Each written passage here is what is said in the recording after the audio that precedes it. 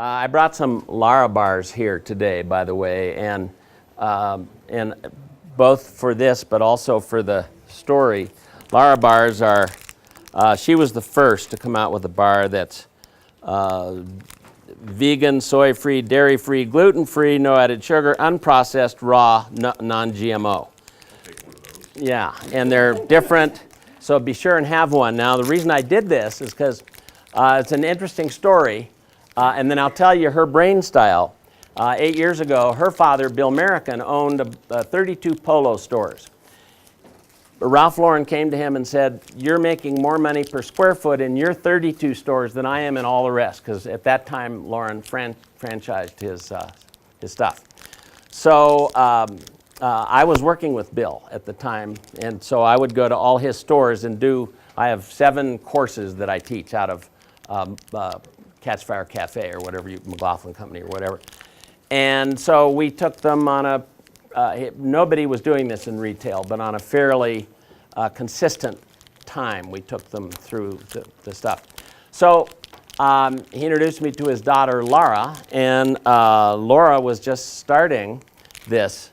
She was running one day, and while she was running, she was on her way to nutrition school at Stanford. And while she was running, she said, "You know, I don't want to go to nutrition school. What I want to do is create something nutritional."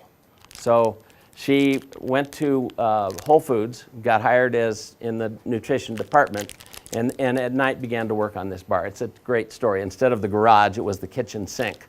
She began mixing raw materials to produce this bar.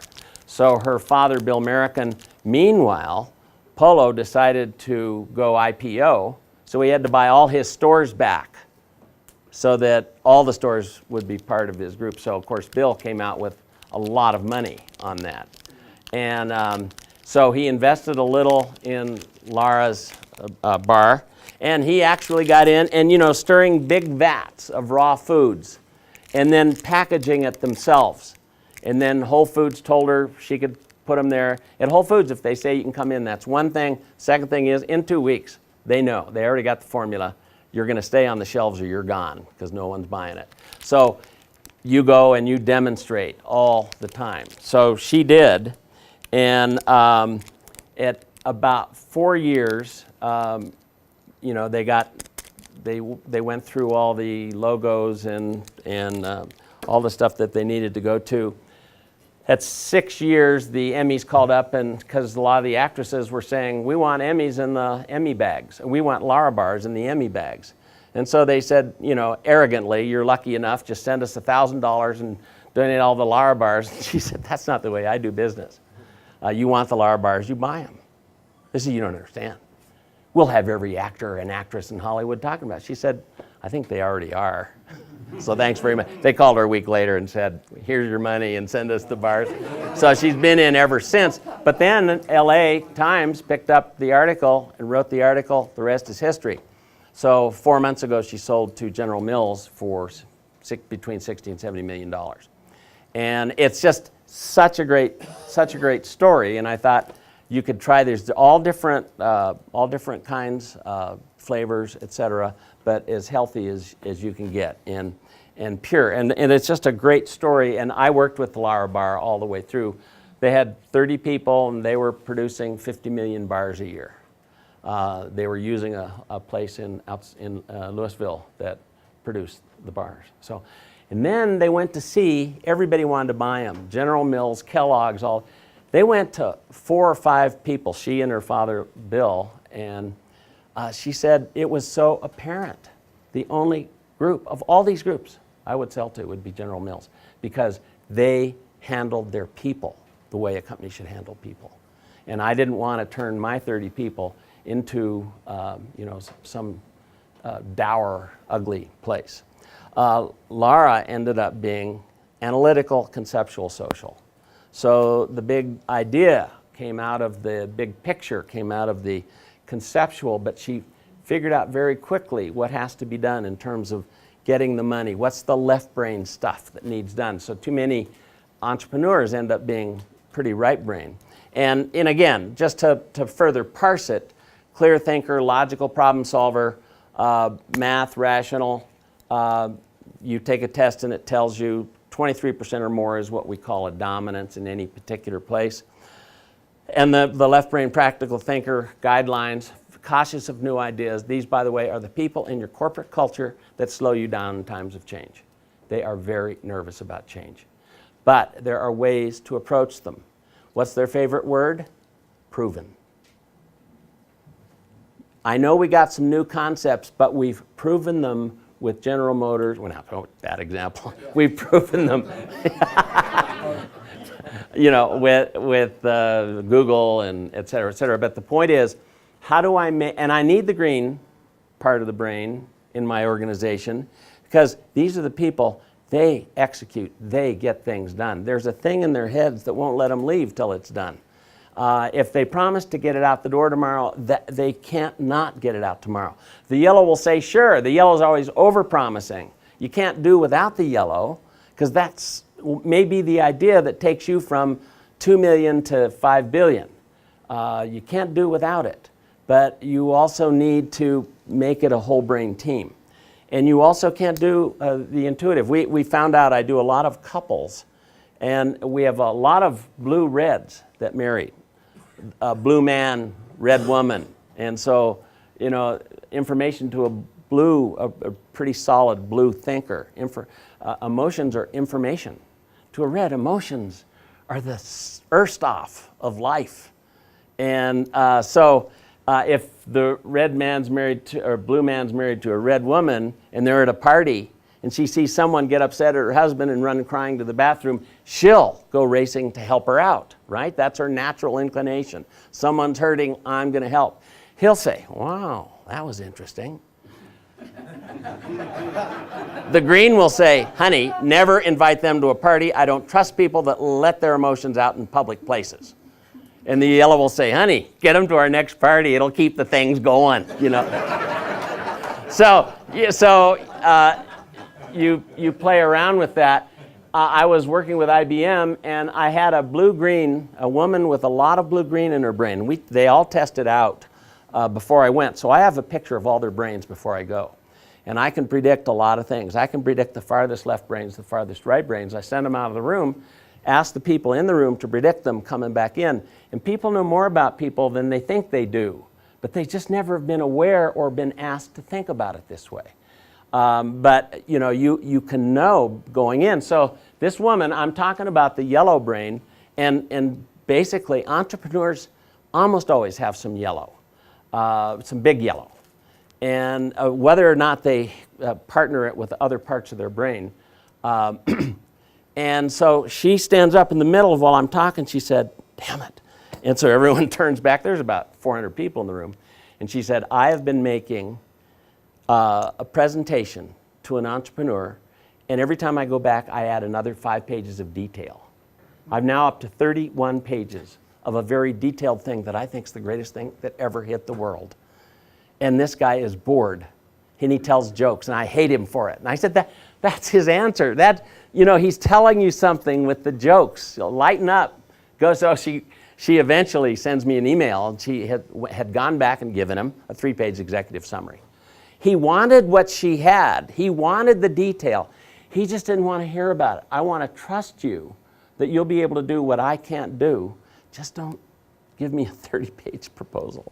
So you had asked about so when I talk to people, when you take all those words, you talk to people very long. You begin to get some very good ideas about where they're naturally coming from. And so you take your content and put it into their context as close as you can. It's like you become Sherlock Holmes with this information. And there's a lot of other tests out there, and a lot of other tests you'll see some similarities. One of the things that Gail did was separate behavior from brain style. Myers-Briggs does not. It combines the two. So to be a blue thinker, I enjoy math, doesn't necessarily mean I'm going to be talking a lot. Could be I say nothing and go away. I dealt with the engineers at Caltech, and they're predominantly blue-green and blue-yellow. There's not a lot of social interaction that goes on there. It's not a slap on the back kind of thing. And data is, when you go into a group like this, I'm very slow, and I don't do things like you get the point. It's data has to be correct. I made a mistake once, and I said the limbic system was not really very much present in the early dinosaurs. That's why they got stuck in the tar pits at Marbella.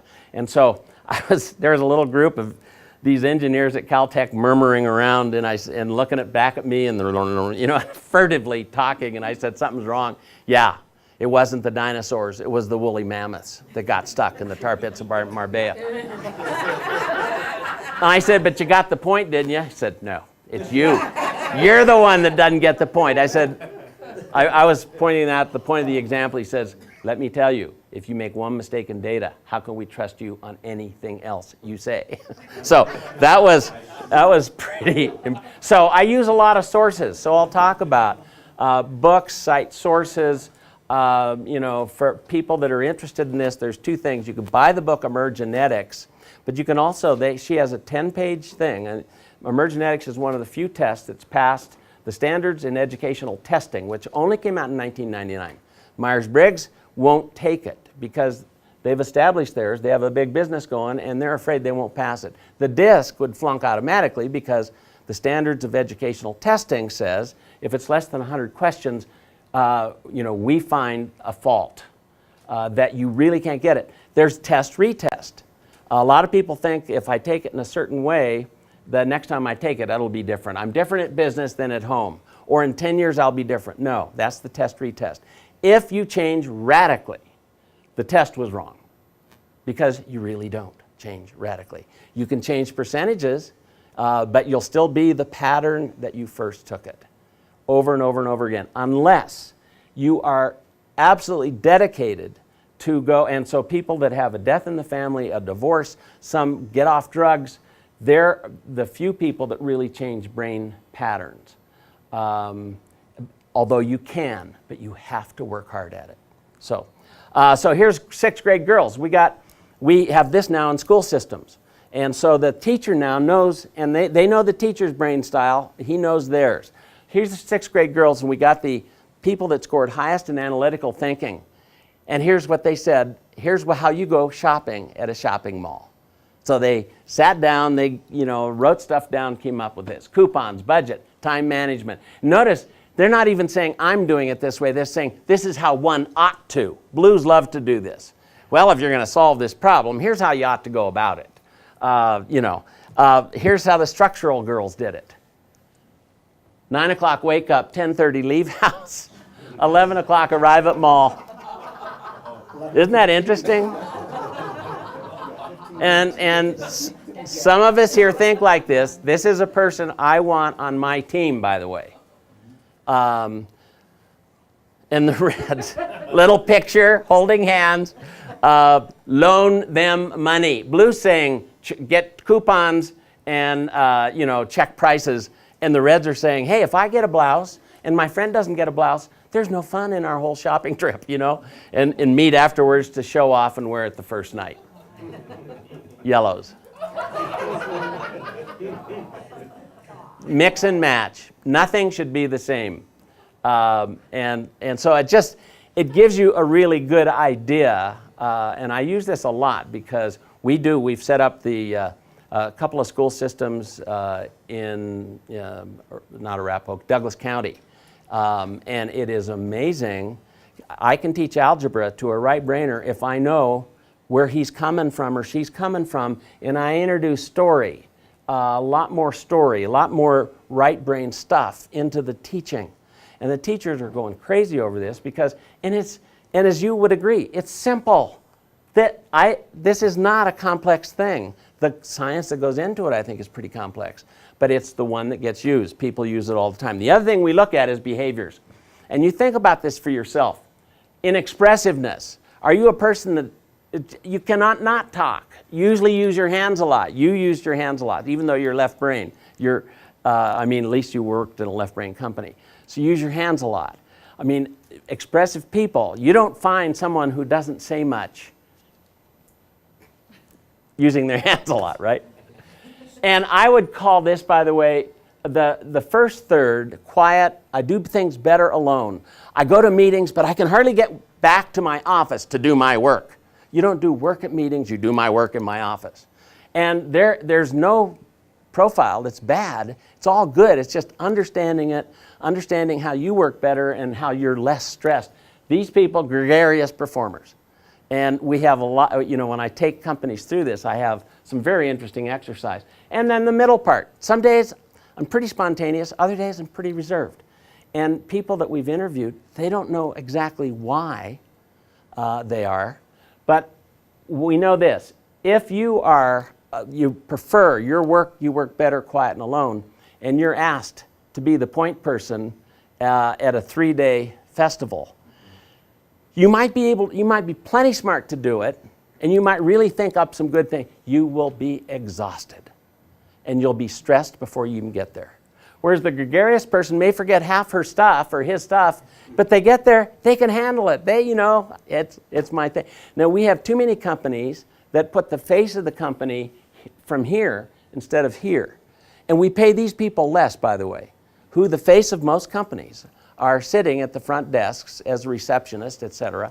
I feel there's a whole new way to treat that. The phone is where you meet a lot of people. Left brain people tend to love emails more. And so it's funny, you leave phone calls, 3 phone calls, they won't call you back. 1 email, you got to return in about 2 seconds, because that's where they're dealing. And it's one thing I always ask my clients, which way do you want information? Assertiveness, you can be expressive and not be assertive. You could say what you think about something, but not insist they go your direction. The first third is amiable. They can't stand arguments. And they're always, you know, either saying, can't we all just be friends? Do we have to raise our voices? Or they leave the room. That's what they want to do, is leave the room. But the driving telling, hey, nothing's better than a big argument to bring stuff out. You know what I mean? And then we have flexibility, define situations. This is one of the few things that tends to go with the structural thinker. I come in, your desk is a mess. I'm not sure I can even sit in the room and have the meeting with you, because I believe in the clean desk theory.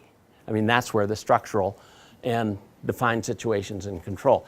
We need these people as well as we need these people. We need people that, you know, their thing in life. And red thinking tends to go a little bit more with flexibility, because the person who has a lot of red in their brain wants to help you.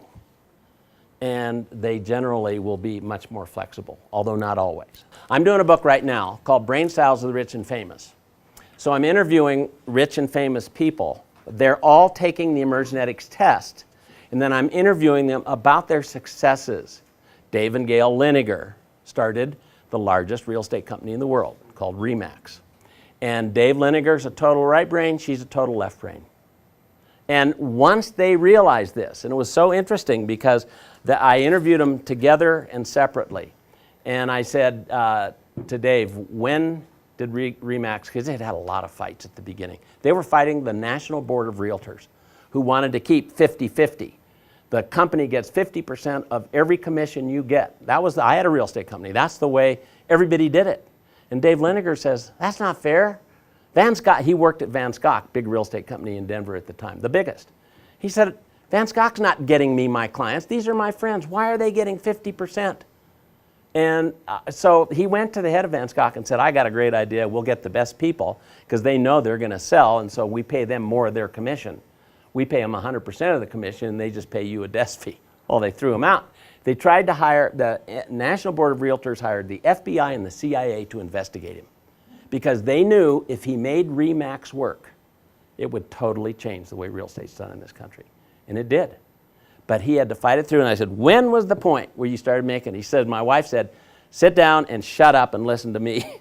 You handle the sales, you handle the people, let me set up the systems, and let me do the billing, and let me talk to people. They almost went bankrupt 2 or 3 times. But they put together that left brain and right brain.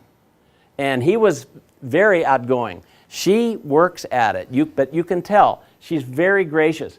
Green can look like red. Greens are dutiful people. A green person knows when someone visits you, you should take their coat. You should have the little plate of hors d'oeuvres ready. That's a green thing. you might mistake that for red. They think so much of me, they have everything prepared ahead of time. Now, it's probably green, looks like red. You see what I'm saying? And so I'm always figuring people out. And what has it done for me? I listen much better than I ever did because I'm looking for clues all the time. And if I'm going after money, and there's guys like John Malone at Liberty Global.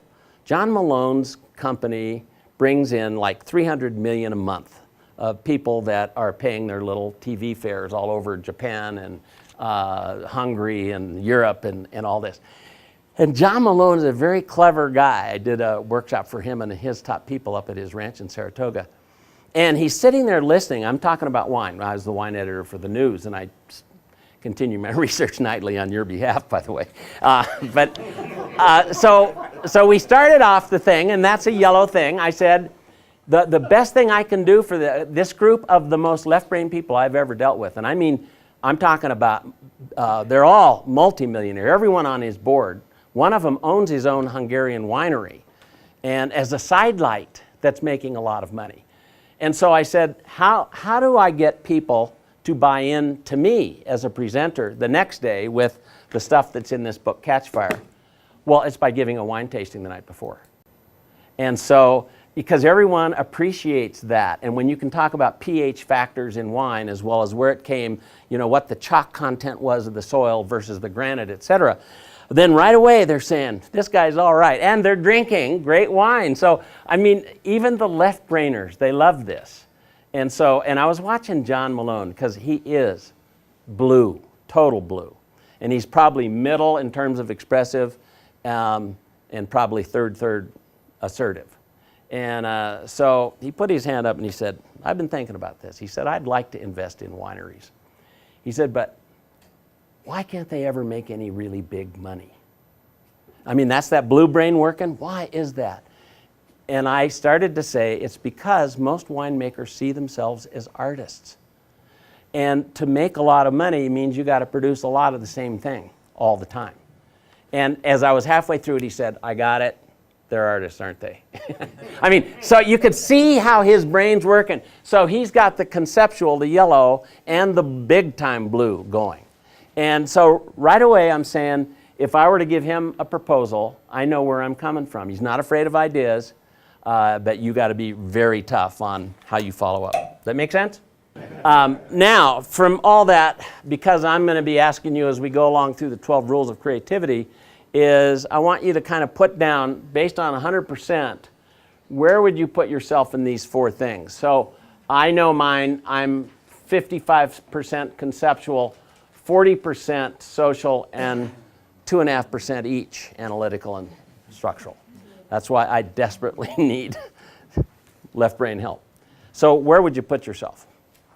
Okay, so those who put themselves in the highest blue, you know, it could be close, but if you said your blue was probably your dominant, I want you over here standing up. Green over here standing up. Yellow back in that corner standing up, and red over there standing up. Okay, this is the conceptual big picture group. This is the get things done. So, I mean, it's the people that choose creativity tend to be people that are already thinking creativity.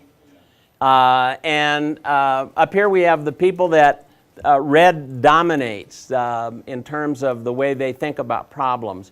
And so the first thing you think about is how it affects the people. I'm sure your insurance company went well because they, you know, I can depend on her and all that.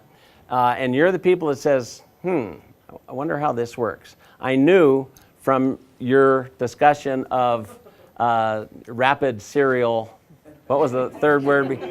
That, yeah, serial tasking, good. RST, that's what we've come up with, right. And so it just gives you a picture of the room. And so coming in, then I as a teacher know, you know, how to deal with it. Every room, take it for granted, is every color. And so, you know, it's interesting because you're an entrepreneur who is, you know, based on getting things done. And to be the kind of an engineer you are, fits perfectly. Okay, yeah. On a high level, a corporate group, this wouldn't be very big, would it? Executive style or? You get a lot of people that are blue-yellow.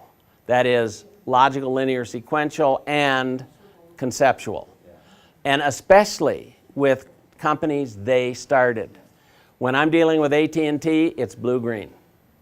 And they have a hard time when a yellow comes in. There's something weird about that person, isn't there? Do you think you want him at the country club with us? Or, you know, I mean, he might wear a Hawaiian shirt, for Christ's sake. Okay, go to your second, what you perceive as your second dominance. Remember, this is yellow or conceptual. This is red. This is green. This is blue. So what's your second dominance? Social. Social is back there. Thank you. Yeah. And socials are always the people that ask about where they are, by the way. Oh, well, that takes care of that. Yeah. Greens know right away where the green is and how long it takes to get there. Structural's here. Conceptual back there, yeah. So, okay, good.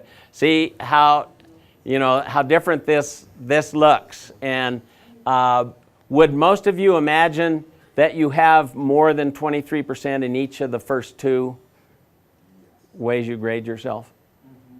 Yes. Yeah. So red, what was your first? Bob was?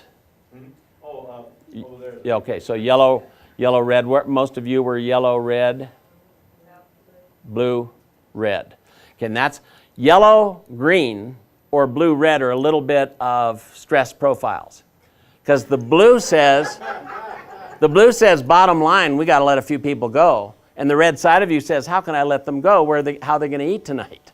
So it's a little bit of a, now over here, the conceptual, any of you, so you're you have a chance of having that inbuilt stress symbol. So right, yeah. It's like you don't know whether to file things or fly a kite. Well, what we found out, by the way, is the answer to that problem is just put it in your day timer. I will fly a kite from 3 to 7. And all guilt is gone. It's all right. I can do it. So now let me ask, let's go to the behaviors and say, back there will be third expressive. You know, the people that think, I'm pretty damn expressive most of the time. You go there. The people that say, I'm pretty quiet about things. You go here. And the people that say, some days I'm quiet, some days I'm not, the in-betweeners come over here. Okay? So very expressive, low expressive, middle.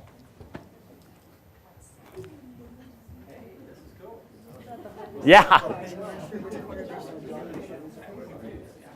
And by the way, you could do this sitting down, but this is part of, I believe, adult learning, is people. Are you really in the middle, Carl? Oh, yeah. Okay, so some days, you know, so this is a group that will pretty much sit and watch, and you're happy to do so. Now, my mother, because she was so social and so expressive, she would be on the lookout for guys like you, and she'd be always wanting to pull you into the middle of the party because that's the only place you could be happy. And so you're saying, no, Marge, I just want to stand here and watch you guys make fools of yourself. That's my fun, you know. And she'd be saying, oh, you got to get in the middle and let's dance and all this. You're the people that would say, hey, you come into a party and you're meeting people. You're moving around. And like you're there. Yeah. Moi, vous, yeah. So you get a different look at the way people operate. So, and it's so important in a company when you are asked to, you know, do a presentation. It's more thought, more work, and you're tireder afterwards. You guys are happy to do a presentation, even if you screw it up. It's like in football, these guys are generally the wide receivers. These are the guys that learn how to do a dance, even if they drop the pass. You know, just kidding. But it gives you another look. If guys like Alex, which is, you know, I did this thing for the Graduate School of Engineers up here at University of Colorado. They're all like you, Alex. They're all watching. They know what they're thinking. They won't let me know what they're thinking. And so you're trying to pull stuff out of them. I know as a teacher, if I have a group like you, I've got to work my butt off. I really have to work hard because you may be just as interested. You may give me a higher rating than you. You generally are generous with ratings, but I've got to really work hard for it. And I've got to show you a lot of stuff, and you're not going to be as forthcoming with. So when I'm a manager and all you guys are working for me, then I got to know how to pull. You may be watching and saying, I don't know if that's the way we should be going. I'm going to have to pull that out of you a little bit more. I'm going to have to shut you up a little bit. And we look at ourselves and we say, you know, on certain days, you're going to have to say to yourself, I've got to be more expressive. I got to be more assertive because the company needs this. And I can do it. In sales, you are the people that motivation will push here. I probably am not going to get you guys over here. I could get you guys here maybe, but for the most part, and I want you where you are, because I depend on you for doing what you do. So, give you just a couple of ideas and a way to look at it.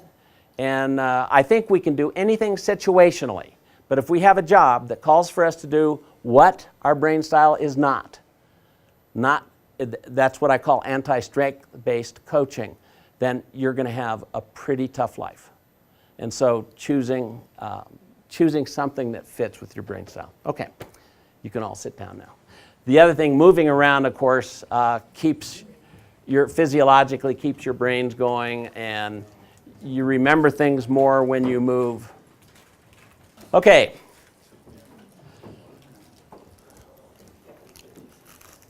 Let's talk a little bit about a left brain picture of the creative process.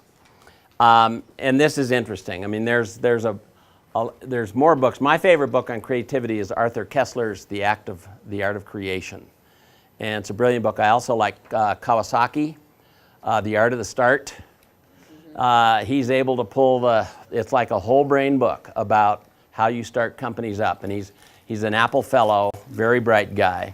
I like him too. But what's interesting, first of all, the Greens here would say he can't even spell insight. and that's precisely why we have insight up there that way. But first insight is problem to be solved, or I keep hearing people say something, and I say, well, that means we need to create something to fill that need. Could be, but the first insight is always starts. Now, that could be right-brained or left-brained. And I have an example from Marshall McLuhan, who was invited to New York, and this was like 1975. He was invited to New York to help a small hotel. And the small hotel had a newly built hotel. It was in its second year of operation. People were leaving the hotel because they had what no one expected, but they had a rush hour from like 5:15 to 7:15, when too many people came home all at once, and they would stand around waiting for one elevator. And so the question was, and so they were saying, we can't take it. Not only that, somebody got pickpocketed, so now everyone began to get fearful and all this. So first insight, what would you do? What would any of you do first? Outside elevator. That's a good idea. Pays the time that they're actually letting off work. Oh, but you'd have to call their own company and say, you know, could Herman work until 3? You know, because he needs to get his elevator at 3. Give them entertainment or diversion at the lobby. Okay, so here's what happened. The first thing they did was they hired a group of engineers, and they said, yeah, we can put in another elevator, which would go all through the powder rooms all the way straight up. And so hugely expensive. And so McLuhan came in and he said just what you said. He said, you're looking at the wrong problem. The problem is not how you speed up the way they get back to their rooms. It's how you help them enjoy the wait. So once you change the definition of the problem, guess what they did? Mirrors, one thing. They had mirrors. But they changed the whole concept. If you walked into the lobby, what would you see? A bar. Yeah, the elevator shaft, they called it. Saved the guy about $10 million. And they got an off-duty cop, handled the fears of the people that, but what about pickpockets? And the problem reversed itself, and they had people that were waiting for their husbands or wives calling down and saying, is my husband still at the bar? Would you get his ass up here, So first insight's really important, and it's not just a left brain. It could be both, combination of both. Secondly, saturation. And again, when you see this, you go through this all the time. This just kind of outlines it from a left brain visual point of view. I saturate from both sides of the brain. Too many people, if you're left brain, you saturate, you go and do your research. Right brain people, they don't do enough of that. They go and ask their friends. And so you get help from your friends. I got this problem. Would you help me do this? And so friends play a big role in this. But you got to saturate from both sides of the brains. And so the side you are is your strength. So networking is very important for you. But the side you're not is what you got to pay also attention to. And that's why a good team is to help do some of that left brain. The question is, if you're one brain or the other and you don't have the capital to hire somebody to go investigate the side of the brain you're not, what do? I think it's how you investigate. I can go in, I look at the board of directors, and then I look at their charities. And then I look at some of their hobbies or their schools. So I'm getting the left brain information. You get a lot of that. But I'm also getting the right brain. So I had one example. This is a company called Sonic Innovations. They make hearing aids. They're in Salt Lake City. They're booming, of course, because we have almost 90 million boomers, all of whom need help with hearing. And the older they get, the more they need it. So this guy said, he asked me if I'd come and spend a day with his salespeople and trying to integrate the salespeople and the people that invented, the people that had to explain how the hearing aid worked. And I gave him a big price because this wasn't exactly what I wanted to do. And he said, well, we've never paid that much, but let me call so-and-so and maybe you could talk to him. I said, I'd love to. The vice president who was in Canada, he was in Quebec. And so I went and looked him up, and I saw that he coached hockey, his son's team. So our conversation started with, we stole in Denver Patrick Waugh from Quebec City, certainly the greatest goalie at that time. And I said, and I happen to have been a consultant for the Washington Capitals hockey team, even though I don't play hockey, because it was all about the brain and how, and physical and nutritional stuff. And so we spent 15 minutes on hockey. And by the time we got to talking about the sales thing, it was ironed. I knew that I had this deal. And it's because I went for my saturation to both sides of the brain. So, and if you find that one of there's a couple people here in Denver, CEOs, I'm trying to get business from now, and I know their charities. And these people care about their charities. Well, where is the interplay there? That becomes, right now, my business is not a really strong business. The first thing people do when we have downturns in the economy is no outside consultants come in, no outside speakers, boom, it's gone. So you have to really start, tap dancing. And so now I'm doing a lot of trade-offs. Well, you find a charity and you say, bring me in at that price, I'll give a speech free to your nonprofit. And this is going to help pull them together, there's a lot of ways you can do it, but it's by saturating from both sides of the brain. Incubation, we never give ourselves time. The thing about creativity is you can't rush it. It takes time. And you got to just walk around. Go to films. We were talking about films, right, Alex? You go to a lot of films. I went to Public Enemy. It's a good film, not a great film. I'd give it a C+. But it's an interesting film. And you, as you're watching the film being shot and watching how they're dealing with characters, it's amazing what that does to broaden. And all of a sudden you're walking out of the theater. It's like exercising. You're walking out of the theater and boom, an idea hits you. Because you're watching totally different from what you're doing.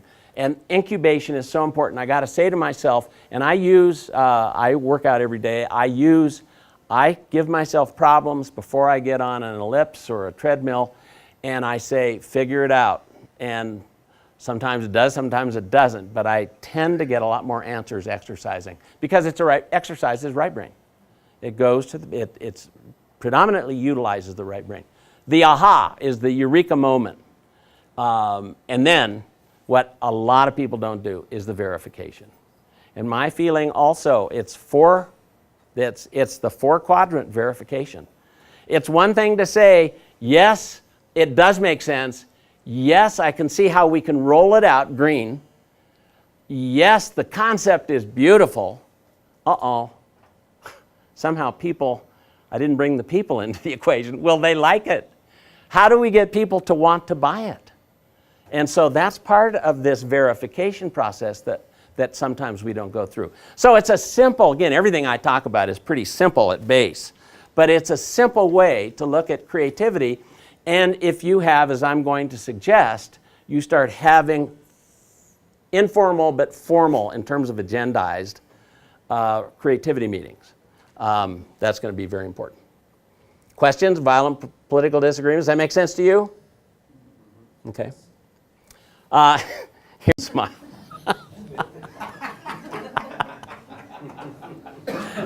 I sent this to a couple people who have turned me down.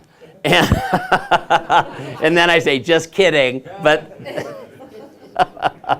And I usually get a response. By the way, cartoons, nothing gives you responses more than sending a well-chosen cartoon. You find out that a CEO is lousy at putting, you send him a putting cartoon. And they get it. They realize that you know more about them than just you listened. You knew they were lousy at putting because you listened to them say that. And when you send it back, it's kind of a little joke on themselves. So, rules of creativity. How are we doing on time? 5 minutes to go. Let's do a couple rules. The legs are the wheels of creativity. I have you moving around as much as I can in a place like this. But I would have you on your feet a lot more. If I could design my creativity space, because the more you move, the legs trigger creativity. One of the things we don't think about enough, and that's why laughter is so important. When you laugh, you breathe deeply. As I mentioned, blood pools in the base of the lungs. You get a higher octane of blood oxygen content. You think better, brighter, smarter, etc. And so carbohydrates, great book by somebody from the National Institutes of Health, can't think of her name right now, but she wrote, it's called The Food and Mood Connection. And the stuff we have here is pretty good.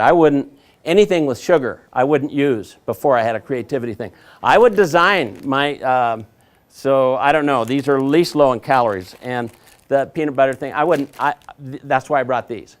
The Lara Bars, they're perfect. But there's a lot of other things too. But I would be green about how the detail part of setting an environment for you. And I would use a lot of moving around. If I had it my way, I would start a creativity meeting at noon, light snack, opening session, and then everyone would go. I would have it at like the Denver Athletic Club, where everyone would go work out. Then they'd come back. Workout that uses, you can even get this detailed, fast twitch muscle generally triggers more epinephrine, which is the base of the fight or flight. So I would have you doing yoga, walking, hiking, that triggers slow twitch muscle fiber, that triggers serotonin, norepinephrine, a little bit, endorphin, and that way, you'd be higher in terms of good feelings, and you'd be better in terms of your whole physiology part. Then I'd bring you back in, we'd start, then I'd have a dinner with 2 glasses of wine, no more, just 2 good glasses of wine. And I'd have you savor the wine as we went through the dinner, and then we'd go on. And then we'd be able to measure, when you were at your most creative all the way through the afternoon. I think that would be fun. And I want to show you another little piece of film. As a matter of fact, you can turn off the camera now because we'll we'll do this and then we'll take a break.